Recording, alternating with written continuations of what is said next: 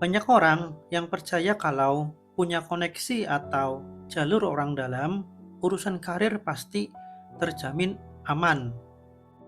Tinggal duduk manis, tahu-tahu masa depan sudah cerah. Pemikiran seperti inilah yang tertanam sangat kuat di kepala seorang pemuda bernama Thomas. Lulus sarjana dengan predikat dari keluarga tajir, dia merasa tiket menuju kesuksesan sudah di tangannya sejak lahir. Dia membuang-buang waktunya dengan santai dan meremehkan setiap proses keras yang dilalui oleh teman-temannya. Sampai akhirnya sebuah kenyataan pahit menghantam egonya tepat di saat ia merasa paling percaya diri. Apa yang sebenarnya terjadi padanya? Ini kisah Thomas, lulusan sarjana S1.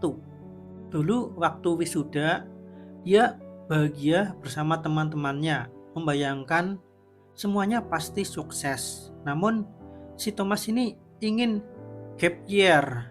Iya, dia ingin santai dulu lah, 1 tahun buat puasin masa muda. Ya, dia anaknya orang tajir.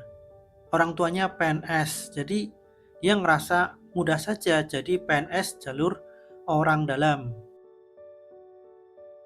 Setahun berlalu, teman-temannya sudah banyak yang bekerja. Ada juga yang sudah mulai bisnis kecil-kecilan.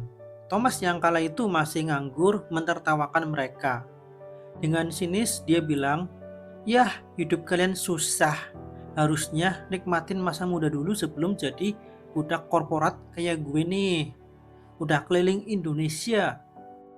Kemudian tibalah waktunya pendaftaran CPNS. Namun sayang seribu sayang, sistem perekrutan CPNS sudah berubah drastis. Sudah menggunakan sistem CAT alias online.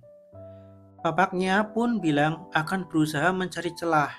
Tapi Thomas optimis daftar CPNS tanpa belajar sama sekali. Jadi Thomas optimis daftar CPNS tanpa belajar sama sekali. Namun saat pengumuman SKD, Thomas gagal total dan dia pun memutuskan liburan penuh lagi selama 1 tahun dan terus saja menertawakan teman-temannya yang bekerja di swasta atau bisnis kecil-kecilan.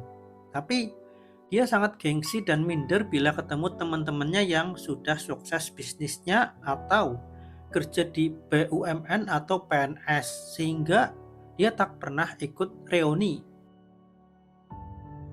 Sejak saat itulah dia terputus dari relasi. Dengan yang sudah sukses tak mau bertemu karena gengsi dan malu. Dengan yang masih merintis sudah putus hubungan. Siapa juga yang mau temenan sama pengangguran yang sombong. Naasnya, 3 tahun berlalu dia gagal CPNS dan akhirnya kedua orang tuanya pun muak dengan Thomas. Sudah berkali-kali dibilangin suruh usaha sambil nunggu CPNS, katanya malu. Disuruh kerja, nggak keterima dimanapun. Akhirnya saat di kantor bapaknya membutuhkan tenaga honorer, dengan berat hati Thomas mau kerja jadi honorer karena kalau tidak akan diusir dari rumah. Kedua orang tuanya pun sudah muak dan malu punya anak yang tak berguna seperti Thomas. Sudah tak berguna, bikin malu. Aduh, mati aja lu Thomas.